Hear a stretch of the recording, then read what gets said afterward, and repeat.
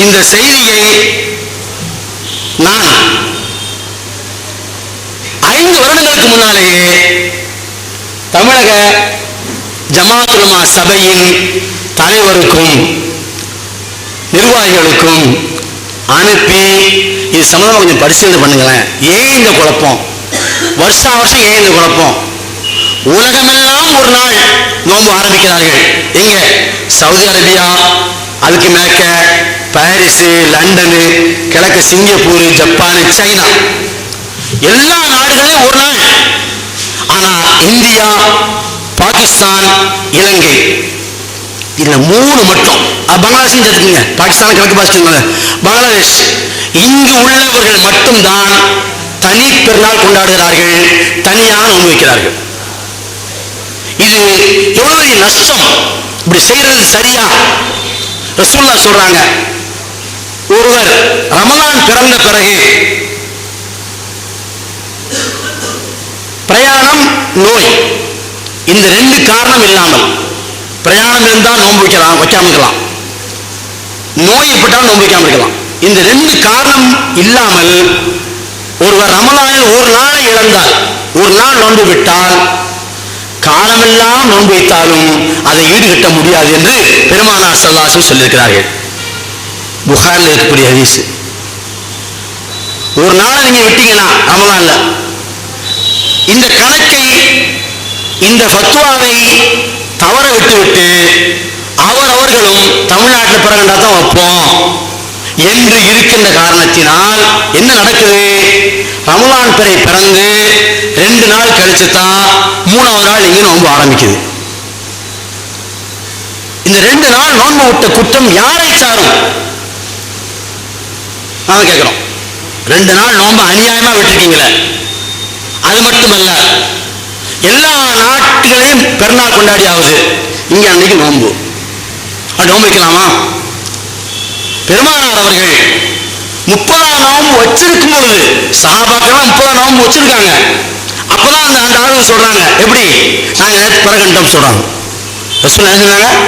வச்சாச்சு நோன்பு, அதை முடிச்சிருவோமே சொன்னாங்களா? இல்லை, நோன்பு உடனே விடுகின்றாங்க. பிறை செய்தி எங்கு கண்டாலும் அந்த செய்தி உங்களுக்கு கிடைத்து விட்டால் நோன்பு உடனே விட்டாங்க. உலகத்திற்கு ஒரு பிறதான். பிறை செய்தி எங்கு கிடைத்தாலும் கிடைக்காத காலத்துல உங்களுக்கு குற்றம் இல்லை. இப்ப 50 வருஷத்துக்கு முன்னால வச்சுக்கோங்க, அப்போலாம் குற்றம் இல்லை. லிக்குள்ளி அஹலி பலதின் நோயத்தும், ஒவ்வொரு ஊருக்காரங்க அவங்க அன்னைக்கு பார்த்தா அன்னைக்கு வச்சுக்கலாம். எப்போ இது? அந்த காலத்துல தெரியாது, செய்தி தெரியாது. செய்தி தெரிந்தால் வச்சனமும் உடனே விடணும். வச்சிருக்கணும் உடனே உடைச்சாங்க சொல்லலாம். மத்தியானம் வரைக்கும் வச்சாச்சு சஹாபாக்கெல்லாம். இன்னொரு 6 மணி நேரம் தான் இருக்கு. ஏன் வச்சா என்ன? நோம்ப நன்மை தானே, வைக்கக்கூடாது. பிறை பிறந்து விட்ட நிமிஷம் வைக்கக்கூடாது. இன்னைக்கு நடக்குது எழுதிங்களா? பெருநாளே தாங்க நம்ம நோம்பு. இந்த அரஃபா நோம்பு வச்சிங்கல்ல, இந்த ஹஜ்ஜு பெருநாள் துல்ஹஜ் மாசத்துல அரஃபா நோம்பு வச்சோம். இங்க எல்லாரும் வச்சாங்க, நாங்க வைக்க மாட்டோம். எல்லாரும் வச்சாங்க. என்னைக்கு வச்சாங்க? செவ்வாய்க்கிழமை வச்சாங்க. 16ஆம் தேதி செவ்வாய்க்கிழமை வச்சாங்க. ஆனால் அன்னைக்கு தான் உலகம்லாம் பெருநாள். உலகம்லாம் ஹஜ்ஜு பெருநாங்க. என்னைக்கு? 16ஆம் தேதி செவ்வாய்க்கிழமை ஹஜ்ஜு பெருநாள். அன்னைக்கு தான் இங்க நோம்பு, அரஃபா நோம்பு. சரி, அரஃபா நோம்புன்னு சொல்லி வைக்கிறீங்கல்ல, அரஃபானா என்னது? ஹாஜிகள் ஹஜ் செய்யற இடம். அங்க ஹாஜிகள் ஹஜ்ஜுக்கு என்னைக்கு அங்க தங்குறாங்களோ அன்னைக்கு வைக்க வேண்டாம். நீங்க அவங்க மறுநாள் தங்கிடுவாங்க. அவங்க தீர்க்கணிக்கு அங்க தங்கியாச்சு. அரஃபா என்பது 15ஆம் தேதி திங்கட்கிழமை முடிஞ்சு வச்சு. நமக்கு எல்லாத்துக்கும் தெரியும், டிவி தான் பார்த்தாவது. அது முடிஞ்சு வச்சு அவங்க பெருநாள் மறுநாள் கொண்டாடுவாங்க. உலகமெல்லாம் மறுநாள் பெருநாள். இங்க மட்டும் இவங்க நோன்பு வைப்பாங்க. அன்னைக்கு நோன்பு வைக்கலாமா? ஹராமாச்சு. நாம் இதெல்லாம் கேட்டுக்கிறோம். ரமலான் மாதத்தில் தக்க காரணமின்றி ஒரு நாள் நோன்பு விட்டால் காலமெல்லாம் நோன்பு வைத்தால் வீடாது என்ற ஹதீஸின் அடிப்படையில் 2 நோன்புகளை இழந்து விடுகிறோம். இந்த நஷ்டத்தை எப்படி ஈடுகட்டுவது? முதல்ல ஆரம்பத்தில் 2 நோன்பு விட்டுறோம். இதற்கு யார் பொறுப்பு? அதே போல் கேரளா உட்பட உலகின் பெரும்பாலான நாடுகளில் பிறைகண்டு பெருநாள் கொண்டாடப்படுகிறது. நாம் மட்டும் இனிமேல் நோன்பு வைக்கின்றோம். அதன் மூலம் பெருநாள் அன்று நோன்பு வைப்பது குற்றம் என்ற பொது சட்டத்தின்படி மார்க்கம் தடுத்துள்ள நாளில் நோன்பு வைத்த குற்றத்தை செய்கிறோம். எவ்வளவு பெரிய தப்பான வேலை! இதை நாங்கள் கேட்டுக்கொண்டிருக்கிறோம், உலமாக்கள் மத்தியில் விவாதம் நடத்தி கொண்டிருக்கிறோம்.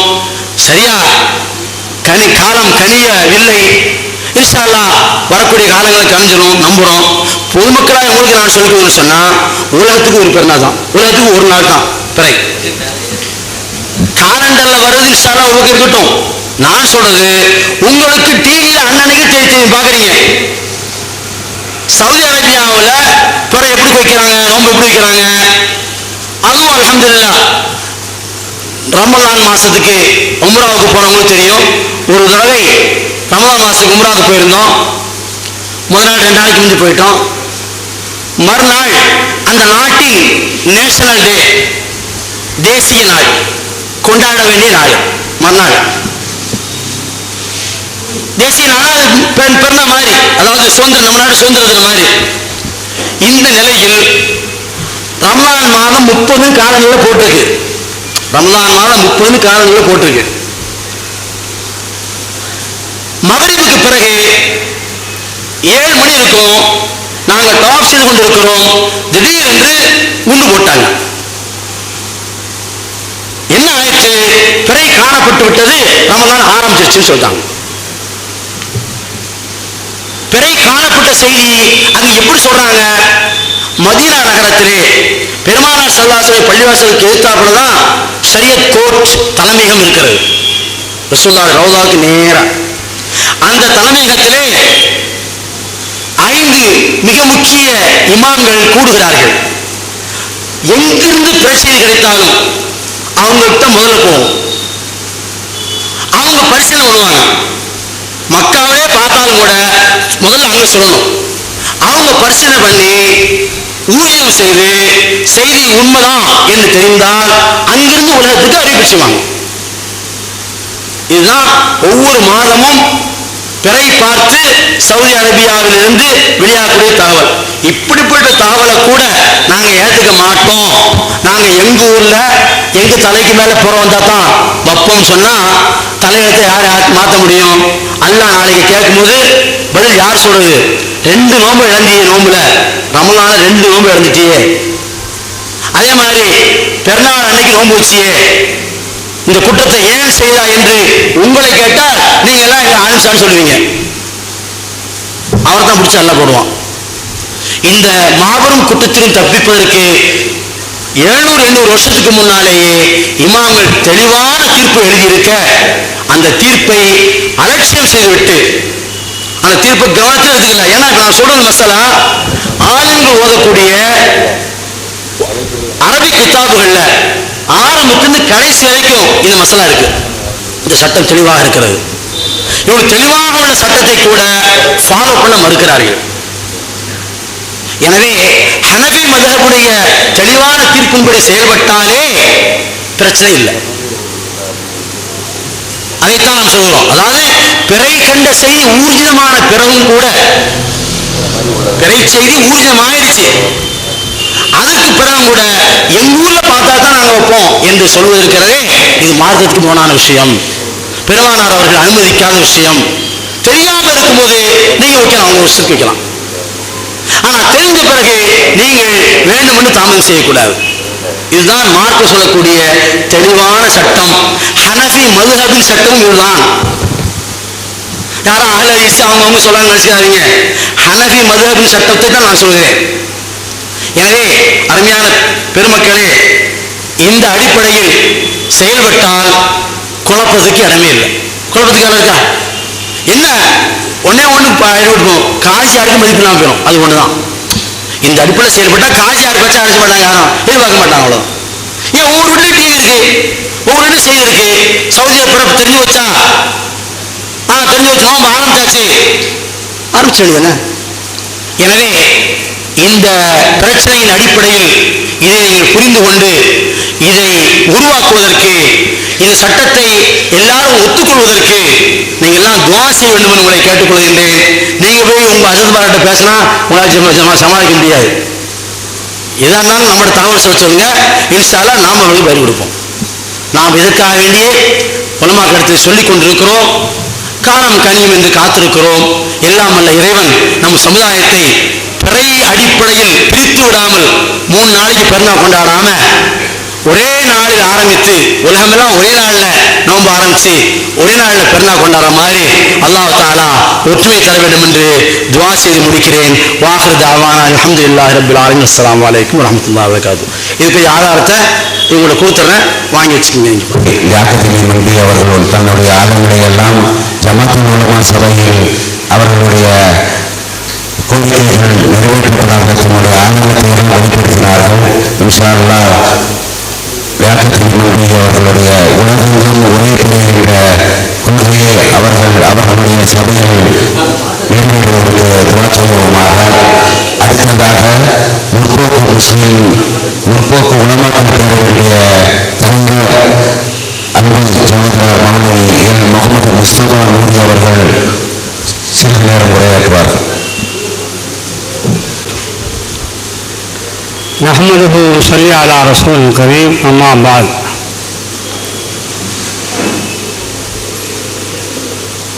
وقال نبينا صلى الله عليه وسلم النصيحة الدين أو كما قال عليه الصلاة والسلام.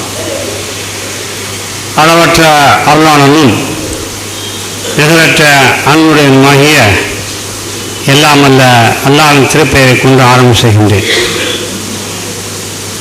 கண்ணியத்துக்குரிய அறிஞர் பெருமக்களே, இங்கே வருகையிலிருந்து அல்லாஹ்வுடைய கட்டளைகளை ஏற்றுக்கொண்டு நடப்பதற்காக வேண்டி இங்கே குழுமிருக்கக்கூடிய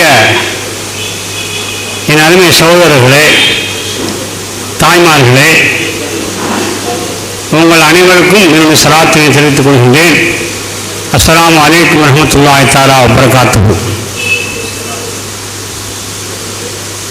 கண்ணியத்துக்குரியவர்களே, எனக்கு முன்னால் ஒரே பிறையை பின்பற்ற வேண்டும் என்ற கொள்கையின் அடிப்படையிலே எனக்கு முன்னால் உரையாற்றினார்கள்.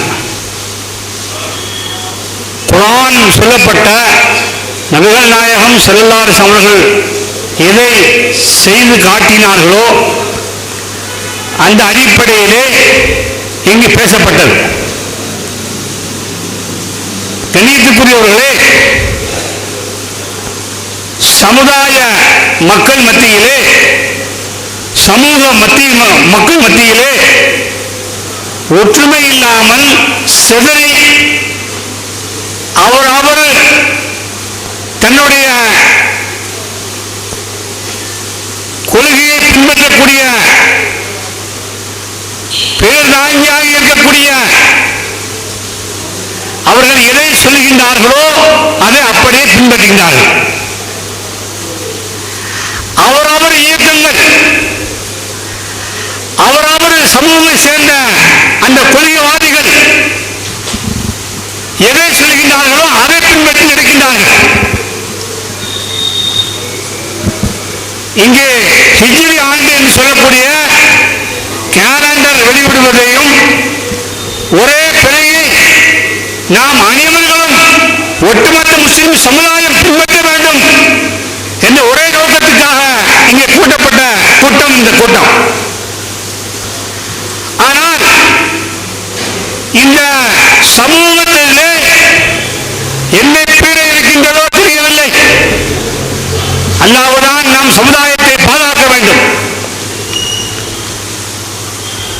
இங்கே உரையாற்றியவர்கள் எங்கு பிறை பின்பற்றாலும் அதை பின்பற்ற வேண்டும். அது யார் சொன்னாலும் அதை பின்பற்ற வேண்டும் என்றுதான் பெருமானார் ஸல்லல்லாஹு அலைஹி வஸல்லம் அவர்கள் கூறியிருக்கின்றார்கள். ஆனால் இதை நாங்கள் ஜமாத் உலமா சபையிலே எட்டி வைத்தாலும் அதை ஏற்பதற்கு நாங்கள் தயாராக இல்லை. ஒரு கூட்டம் இப்படி என்ன இவர்கள் சொல்கின்றார், முஸ்தபா நூரி சொல்கின்றார் என்று சொன்னால் அவர் ஜாக்கை சேர்ந்தவர் என்று அங்கே முத்திரை குத்தி ஒதுக்கி தள்ளி விடுவார்கள். அதே போன்று இன்னொருவர் டிஎன்ஏ சேர்ந்தவர் சொல்லிவிட்டார், ஒட்டுமொத்த கருத்தை சொல்லாமல் அல்லாஹ்வையும் அல்லாஹ் ரசூலையும் சொல்லித் தந்த அந்த சட்டத்தை தன்னுடைய இயக்கத்தின் பிரகாரம் தன்னுடைய கொள்கையின் பிரகாரம் பிரகடனப்படுத்திக் கொண்டே இருக்கின்றார்கள். அல்லாஹ்வுக்கும் அல்லாஹ்வுடைய ரசூலை உண்மையாக பின்பற்றவில்லை. சகோதர பிரியார்களே, நாம் ஒவ்வொருவர்களும் அந்த உண்மையான விசுவாசம் நமக்கு வர வேண்டும். அல்லாஹ்வும் ரசூலும் எதை சொல்கின்றார்களோ அந்த இஹ்லாஸான தன்மை யார் சொன்னாலும் கேட்கக்கூடாது. அல்லாஹ் எதை சொல்கின்றானோ அதை அப்படியே பின்பற்ற வேண்டும். இங்கே ஒரு நண்பரிடத்தில் சொன்னேன், நண்பரே, சோதரே, இன்றைக்கு பிறை சம்பந்தப்பட்ட கூட்டம் நடைபெறுகின்றது, அங்கு வருகிறார்கள் என்று நான் அவர்களை அழைத்தேன். இந்த கூட்டம் யார் நடத்துகிறார்கள் என்று என்னிடத்திலே கேட்டார்கள்.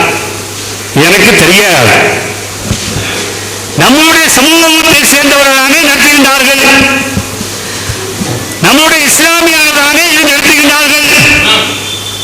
பிறை சம்பந்தப்பட்ட செய்தியை நாம் அறிந்து கொள்வோம், வாருங்கள் என்று நான் அழைப்பு விடுத்தேன். அப்போது அந்த சகோதரர் சொன்னார்,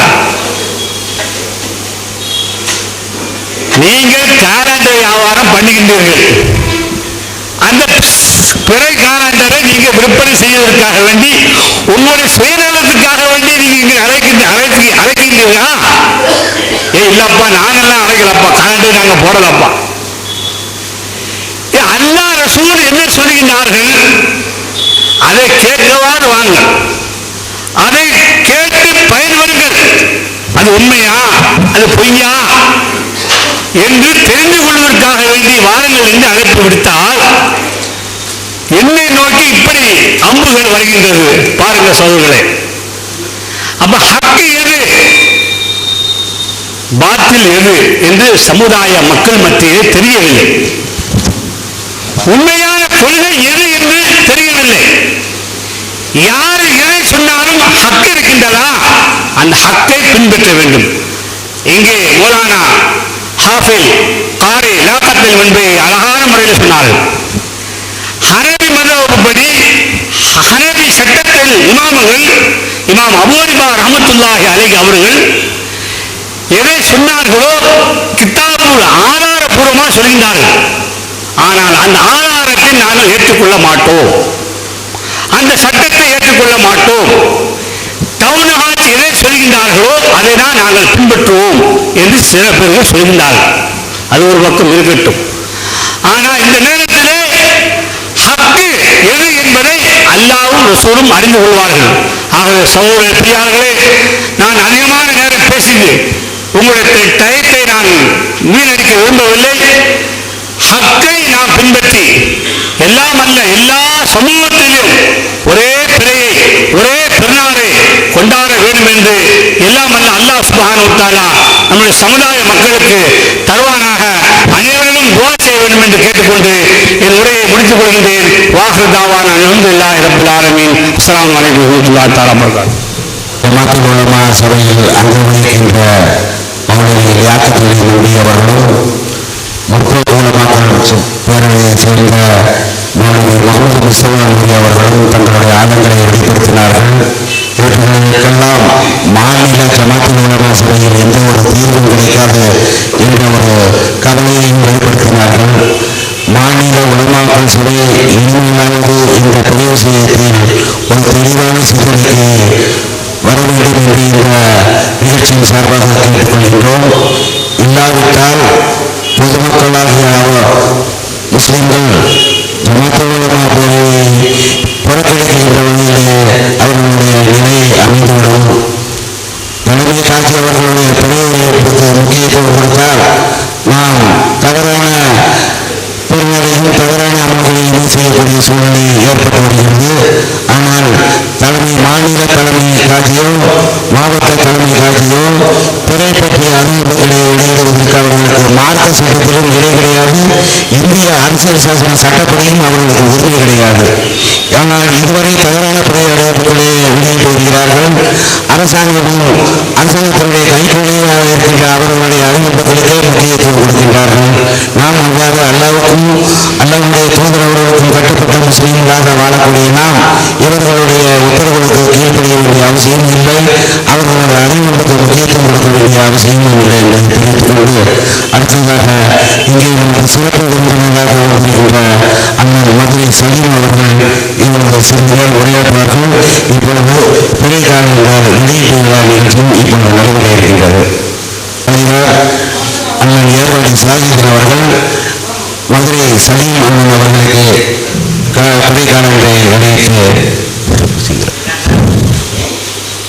நிறுவனங்களும் அறிவுறுத்தலை கருதுகிறேன்.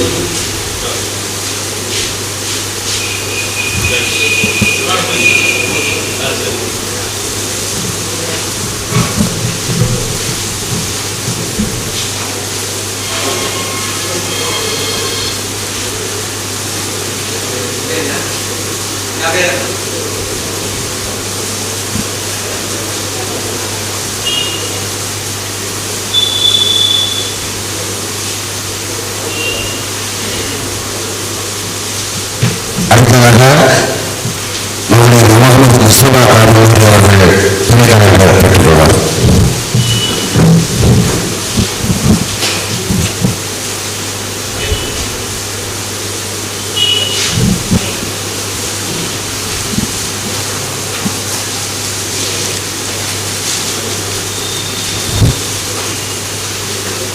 இஸ்லாமிய கலாச்சார பேரவை தலைவர் அவர்கள் முகமது சித்திக் அவர்கள் நடைக்கு வருகின்றனர்.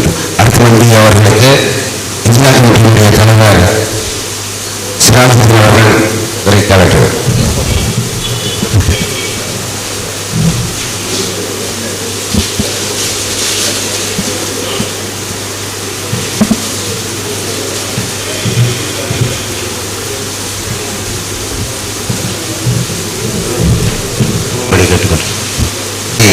மாநகர தலைவர் அவர்களுக்கு திரைக்காலர்கள்.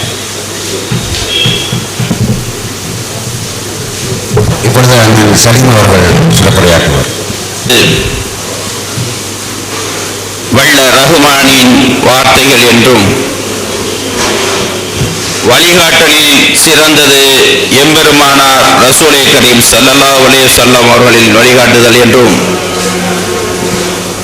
மார்க்கத்தில் புதுமைகள் அனைத்தும்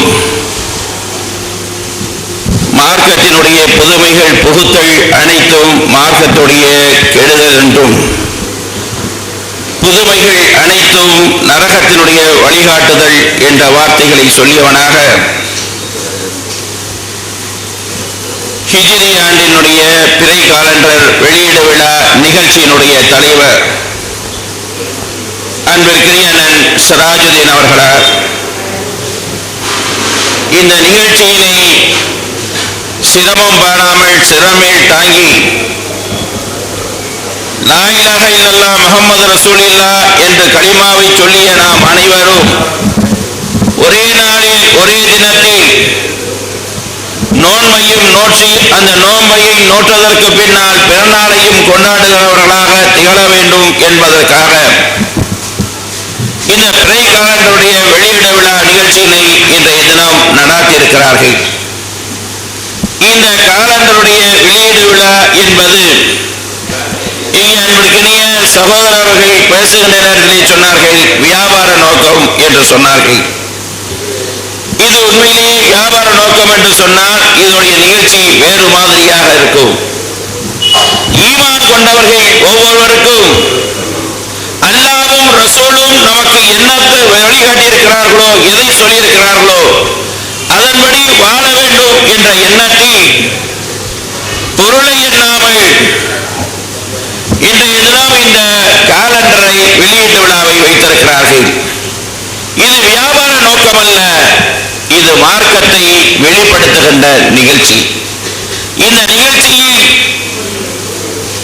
நாங்களும் கலந்து கொண்டு உரை நிகழ்த்துகின்ற வாய்ப்பினை பெற்றிருக்கிறோம் என்று சொன்னால் வல்ல ரஹ்மானுக்கு நன்றி தெரிவித்துக் கொள்கிறோம். நாம் அனைவரும் வல்ல ரஹ்மான் நமக்கு வழங்கியிருக்கிய குர்ஆனை படியும் நம்முடைய ஈரோலக தலைவர் ரசூலே கரீம் ஸல்லல்லாஹு அலைஹி வஸல்லம் அவர்கள் நமக்கு எதை வழிகாட்டினார்களோ அதுபடி வாழ்வதற்கும் இன்றைய தினம் மூமினாக திகழ்ந்து கொண்டிருக்கிறோம். ஒவ்வொரு மூமினுக்கும் குர்ஆன் என்பது நம்முடைய வழிகாட்டுதலாக இருக்கிறது. ரசூலே கரீம் ஸல்லல்லாஹு அலைஹி வஸல்லம் அவர்கள் மரணித்ததற்கு பின்னர் அன்னை ஆயிஷா ரலியல்லாஹு அன்ஹா கேட்கிறார்கள், எம்பெருமானார் ரசூலே கரீம் ஸல்லல்லாஹு அலைஹி வஸல்லத்துடைய வாழ்க்கை எப்படி இருந்தது? ஒரு குர்ஆனை போல் இருந்தது என்று சொன்னார்கள். குர்ஆனில் என்ன சொல்லியிருக்கிறதோ அதன்படி வாழ்வது ஒவ்வொரு மூமினுடைய கடமை. காலங்களை பற்றி இன்றைய தினம் நாம் சொல்லிக் கொண்டிருக்கிறோம். வல்ல ரஹ்மான் காலங்களை பற்றி அழகாக சொல்லுகிறார். அல்-அஸ்ர் என்ற சூறாவிலே சொல்லுகிறான், இல்லல்லதீன ஆமனு வஅமிலு ஸாலிஹாத் வதவாஸவ் பில் ஹக் வதவாஸவ் பில் ஸபர். ஓ மனிதர்களே, நீங்கள் காலத்தின் மீது சத்தியமாக நீங்கள் நஷ்டவாளியாக இருக்கிறீர்கள். வல்ல ரஹ்மான் இதை சொல்லுகின்ற நேரத்தில் காலத்தின் மீது சத்தியம் செய்கிறார். ஆக அந்த காலத்தை நிர்ணயிப்பதை, காலத்தை கணிப்பதை அல்லாஹ் கையிலே வைத்திருக்கிறார். ஆனால் இன்றைக்கு சில தலைவர்கள் கையிலே எடுத்துக்கொண்ட நாள்தான் புதன் ஒரு பெருநாள், வியாழன் ஒரு பெருநாள். புதன் ஒரு பெருநாள், வியாழன் ஒரு பெருநாள், வெள்ளி ஒரு பெருநாள், செவ்வாய் ஒரு பெருநாள் என்று சொல்லி நாம் கொண்டாடி கொண்டிருக்கிறோம். மூமினாக அனைவரும் ஒரே கலிமா, மூமினான அனைவருக்கும் ஒரே குர்ஆன், மூமினான அனைவருக்கும் ஒரே தலைவர் எம்பெருமானார் ரசூலே கரீம் ஸல்லல்லாஹு அலைஹி வஸல்லம். ஆனால் பெருநாளை கொண்டாடுவதில் வேறுபாடுகள் ஏற்படுகிறது. காரணம் என்ன? இங்கே நம்முடைய யாக்கத்தலியா அவர்கள் சொல்லுகின்ற நிறைவேற்றினார்கள் மதபுகள் என்று சொல்லி. அவருடைய வாதத்திற்கு நான் விரண்டவாதம் செய்யவில்லை. முதலில் நாம் மதபுகளை விட்டுவிட வேண்டும். எம்பெருமானார் ரசூலே கரீம் ஸல்லல்லாஹு அலைஹி வஸல்லுடைய உம்மத்துகளாக வாழ வேண்டும். ஹனபி மதபு, ஷாஃபி மதபு, அம்பலி மதபு, மாலிக் மதபு என்ற மதபுகளை விட்டுவிட்டோம் என்று சொன்னால் குழப்பங்கள் நேராது. ஹனபி மதபுகள் இப்படிதான் தக்பீர் கட்ட வேண்டும், ஷாஃபி மதபு இப்படி தக்பீர் கட்ட வேண்டும் என்று நாம் சொல்லிக் கொண்டிருக்கிறோம். ஆனால் வல்ல ரஹ்மான் நமக்கு இந்த மார்க்கத்தை தந்திருக்கிறார் என்று சொன்னால் எளிய மார்க்கம், இனிய மார்க்கம். மார்க்கத்தை பற்றி மற்ற இடத்தில் நாம் சொல்லுகின்ற நேரத்தில் அதிகமான விளக்கங்கள் சொல்ல தேவையில்லை. மாற்று சகோதரர் நம்மிடத்திலே இஸ்லாம் என்று சொன்னால் என்னவென்று கேட்டால் அவரிடத்திலே விளக்கம் சொல்வதற்கு வல்ல ரஹ்மான் ஒரே ஒரு ஆயுதத்தை தந்திருக்கிறார். அது என்ன ஆயுதம்? ஓ மூமினானவர்களே, உங்களுக்கு எது நான் ஹலால் ஆக்கியிருக்கணும் அவைகள் எல்லாம் நீங்கள் செய்கின்ற நேரத்தில் பிஸ்மில்லாஹ் சொல்லுங்கள். அல்லாஹ் எதை நமக்கு ஹலால் ஆக்கியிருக்கிறானோ அதையெல்லாம் துவக்கும் போது நாம் பிஸ்மில்லாஹ் சொல்லுகிறோம். உண்ணும் போது பிஸ்மில்லாஹ் சொல்லுகிறோம். நாம் பருகும் போது பிஸ்மில்லாஹ் சொல்லுகிறோம். ஓதும் போது பிஸ்மில்லாஹ் சொல்லுகிறோம். இது மார்க்கம். ஆனால் மார்க்கம் இல்லாதது எது? நம்மை ஏற்படுத்தியது எது? ஹராம். ஹராம் என்று சொன்னால் ஒருவர் சினிமாவுக்கு போகிறார், அங்கே போய் டிக்கெட்டை வாங்கி போய் சேர்ல நடக்கும்போது பிஸ்மில்லாஹ் சொல்ல முடியாது. இன்னும் பகிரங்கமாக சொல்லுகிறேன், தவறாக நினைத்துக் கொள்ளக்கூடாது. மது அருந்தக்கூடியவர்கள் பிஸ்மில்லாஹ் சொல்லி மது அருந்த முடியாது. ஒருவரை அடிக்கும் போது பிஸ்மில்லாஹ் சொல்லி அடிக்க முடியாது. இவையெல்லாம் அல்லாஹ் நமக்கு தடுத்திருக்கிறான். அல்லாஹ் தடுத்ததையெல்லாம் ஹராம். அல்லாஹ் எதை செய்ய வேண்டும் என்று சொன்னானோ அதையெல்லாம் பிஸ்மில்லாஹ் சொல்ல முடியும் என்ற காரியங்கள் அனைத்தும் நமக்கு கூடுமானது. இது மார்க்கம் என்று சொல்லி அடுத்த சகோதரிடத்தில் நாம் சொல்ல முடியும். காரணம், நமக்கு வாழ்க்கையும் வழிபாடு ஒன்றாக வைத்திருக்கிறார். மற்ற சகோதரர்களுக்கு வாழ்க்கை வேறு, வழிபாடு வேறு. நமக்கு வாழ்க்கையும் வழிபாடு ஒன்றுதான். சில சகோதரர்களுக்கு பார்ப்போம் என்று சொன்னால் அவர்கள் வழிபாடுக்கு வெள்ளி செவ்வாய் என்று வைத்திருப்பார்கள். கிறிஸ்துவ சகோதரர்கள் ஞாயிறு என்று வைத்திருப்பார்கள். ஆனால் மோமினான நம் அனைவருக்கும் வாழ்க்கையையும் வழிபாடும் ஒன்றாக வைத்திருக்கிறார்.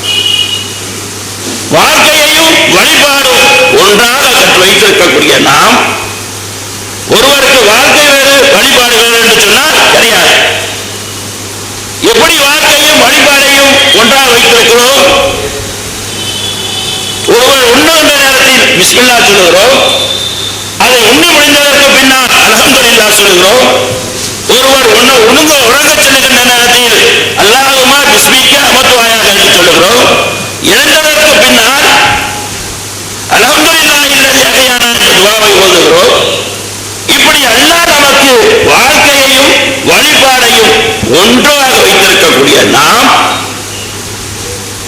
காலங்களில் விஷயங்களில் நாம் குலப்படியாக இருந்துவிடக்கூடாது என்ற எண்ணத்திலேதான் அன்பு சகோதரர்கள் மார்க்கத்திற்கு செய்கின்ற வழியாக வேலையாக இந்த காலங்களை இன்றைய தினம் வெளியிட்டிருக்கிறார்கள்.